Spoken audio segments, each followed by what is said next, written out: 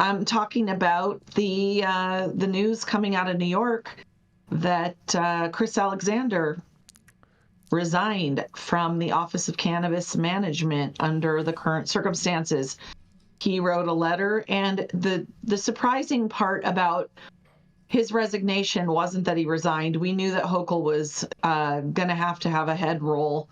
The rollout was not great, but there's so much support for him and the way he ran the rollout. So it's interesting to see that the rollout wasn't as successful as it should have been, but the people in the industry are supporting Chris Alexander. And there's a lot of speculation that Hochul's basically just one by one getting rid of the Cuomo remnants and, putting people that are her people in. But nevertheless, he resigned. And the article that is coming from the city reporting to New Yorkers starts with the head of the state cannabis agency resigned on Friday following weeks of public turmoil between the agency and Governor Kathy Hochul's office. I've been reluctant to write this email due to the deep connection and commitment I have to this work and to this team. And while I plan to serve out the remainder of my term, I no longer have confidence in my ability to do my job and lead this team effectively under current circumstances, Chris Alexander wrote in an email obtained by the city. Hochul appointed Alexander to the position in September 2021 as the inaugural head of the Office of Cannabis Management. I'm grateful for Chris Alexander's work, first in developing and securing the passage of the Marijuana Regulation and Taxation Act, and then in launching the Office of Cannabis Management, Hochul said in a statement to the city. As OCM transitions into its next phase, we look forward to continuing the world of building the strongest, most equitable industry in the nation, the statement continued. The Office of Cannabis Management did not immediately respond to a request for comment. In January, Hochul called the rollout of the legal market a disaster and ordered a 30-day review of the agency by the Office of General Services. Earlier this month, she released a report following the review that criticized the inexperienced leadership of the Office of Cannabis Management and pointed to inefficiencies in the licensing process, as well as sparse service for applicants awaiting determination on their licenses. In a press conference, Hochul said it was time for the agency to take a new direction, noting that Alexander would step down at the end of his term in September. As Hochul announced the news, Alexander was still presiding over a Cannabis Control Board meeting in Albany. During the public comment part of the meeting, some came to his defense as the news broke. Chris, I don't want to see you step down. Nobody wants you to step down, Matthew Robinson, a retail licensee, told the meeting attendees. We support you 100%, he said to applause. 2 weeks later, Alexander resigned, saying it had been an honor of his lifetime to lead this group of the most dedicated public servants I've ever encountered. The Cannabis Regulators of Color Coalition, a national advocacy organization, rejected the Office of General Services report findings and criticized Hochul for not reinstating Alexander as the executive director of the agency. In a statement, the coalition called the report biased and inflammatory and said the decision not to reinstate Alexander poses a grave threat to the progress and integrity of equitable cannabis regulation in New York State. The Office of Cannabis Management wrote its own response to the Office of General Services report, criticizing the agency for not providing a copy of the report and pointed to a number of factual misstatements and significant omissions, according to a confidential draft of the report obtained by the city. The agency shared the response with legislators. The opposing reports put tensions between the governor's office and the Office of Cannabis Management in public view and were further underscored by Alexander's decision to resign more immediately than intended. It would be disingenuous for me not to acknowledge how difficult the last several months have been, Alexander wrote in his resignation. There's much left to do, but I have the utmost confidence in this team and in you all to stay focused on the mission and keep driving things forward. The irony of all of this is that Hochul essentially, she didn't fire him, he resigned, but I'm certain that he was asked to resign based on this report. But the irony of it all is that this Office of General Services that wrote the scathing report is actually the office that was responsible to man the licensing process. The Office of Cannabis Management created the framework, but it was the Office of General Services that were supposed to fund and roll all of this out. So the very criticism that they are providing for the Office of Cannabis Management falls squarely on their head. It was their failure that they're pointing to. And there's a lot of speculation that because Alexander did such a good job in making sure that there was racial equity in the law, that's part of why his head was on a platter. So I'm curious what you all think. Man, Jamie, I mean, of course this was bound to happen, but this sounds like a total setup to me. Yep. in regards that she wanted the whole New York program to fail so she could blame it on all Cuomo's people, and then all of a sudden be like, oh, I'm coming in to save the day and make it all great. We're starting this Operation Padlock, and we're finding this guy $15 million, and we're going to make New York great again. No, I think he's definitely their scapegoat. And I think sad. So, yeah. It is. It's very sad.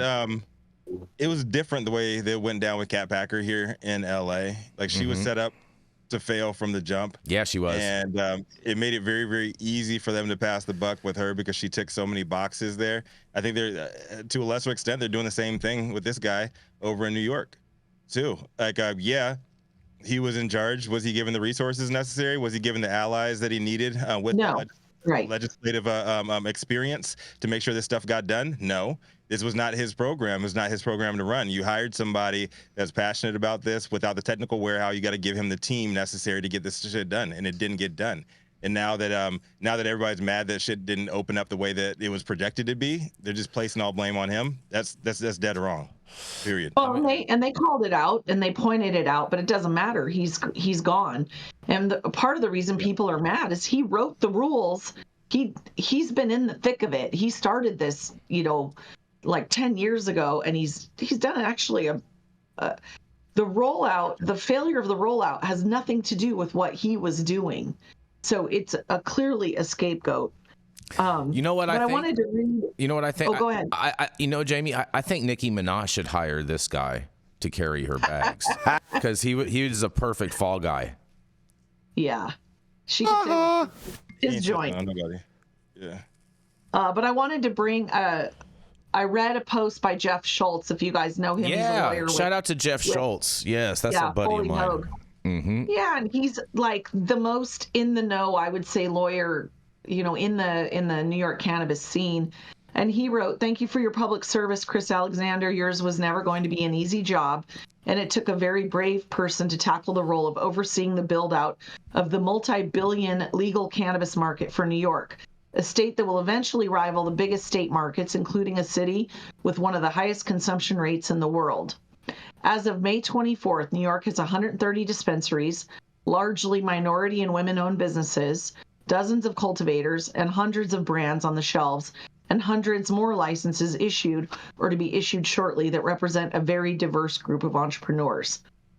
And, he was basically saying thank you. And so I think when somebody quits and everyone's like, yes, finally, then they're on the right track. But when when somebody quits and everybody in the know is like, oh man, something's probably political. Mm-hmm. Mm-hmm. Follow the money. That's right. Yep. Follow the money. Mm-hmm. You have any thoughts on this, Matthew St. Germain? I mean, we've been cracking lots of jokes about New York. Bro, I messed up and I got too high to care about fucking the cannabis news today. Oh, man, I want us all to just start having some thoughts and ask yourself, who am I? Mm-hmm. Then see who's talking and see who's listening and follow that back. That's where I'm at. Oh, I wish everybody in New York a great time. Matthew St. Germain tuning in. All of the application of legalization and regulation to cannabis just allows us another lens to watch the fuckery, the incompetence of these people who basically just like those folks that were winning the past president elections back in high school. It's fucking pointless. Mm-hmm. I love you guys. Matthew St. Germain. Oh, man. We love you too. I'd probably be fired, man. Keep that great backwood. That's right. There we go. Great backwoods today. Great popsicle day. Great days. Who are they going to replace? Who are they going to replace this guy with? Another probably a fall woman this time. Yeah, right. It's probably going to be. This will be a fall girl. Yes. Mm-hmm. Yep. We shall see. I mean, you have any thoughts on this, Brandon, before we move along? Like I said, I just said it's going to be a yes person. I lived in New York and was a high school teacher in New York. That was pretty fun, getting cannabis from other teachers in New York. That was always hilarious. Mm-hmm. But yeah, he was set up and he's just a fall guy. There was no way he could ever succeed if you don't give him the tools to succeed. And then you're going to fire him. And like I said, just like any other thing, who are you replacing this person with? Who's going to do a better job than he is doing currently? It doesn't make any sense. I'll tell you who's going to do a better job. A yes man. I wonder, Jamie, how come all of the operators out there, licensees out there, love this guy so much? Because he's fighting for them. Because the way he wrote the rule, it gave them a shot. Because the other alternative, which was being publicly put out there, is that they were going to have the licenses go to the highest bidders. Mm-hmm. Well, then who would have won those licenses, and it would have been the big MSOs. And the way they wrote the rules out, it gave a head start to the smaller operators. It gave them a shot. Well, I have a question. Based on how the rollout is, would you really call it a head start? The fact that they're open up, because they're not making crazy like buku bucks like what people would anticipate to think. So really, are they getting a head start, seeing as how they're getting all this financial debt? 100%, they're getting a head start. And the other piece of this is going back to what we talked about earlier, the Office of General Services, which was the office that the state of New York was supposed to give the money to get more of the applications sifted through and to move the process faster. Mm-hmm. They are the ones that failed. Had they fully funded and fully implemented the law, they could have had a gazillion of these stores open. There are literally hundreds of applicants waiting. That you have to have your real estate secured before you could apply. So think about who is actually controlling this process. Is New York landlords. They are the ones that they're really always the gatekeepers, aren't they? Message. Yeah. Mm-hmm. Yeah. And so similar to what was going on in LA, where they bleed you out in rent while you're waiting for this inefficient bureaucratic process to get you approved and moving forward. That really wasn't Chris Alexander's fault. He wrote the law in a way and enforced the law in a way that gave everybody a shot. And it was really the rest of the bureaucracy that failed. And so that's why he's got support, because those people that do have approved licenses and are waiting for the bureaucracy to let them get going, mm-hmm. they know that he's the reason that they had the shot and that they're the reason they're not open yet. Well, facts. Interesting. Lots of shots fired on there.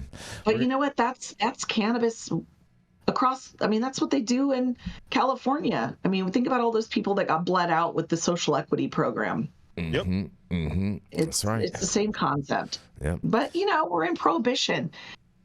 I don't know. I think it's unrealistic to expect people to get it right. I just really I don't think it's unrealistic for people to get it right. You have too many wackadoodles with too many ridiculous opinions going on. I just think the level of job. I mean, Missouri's a great example.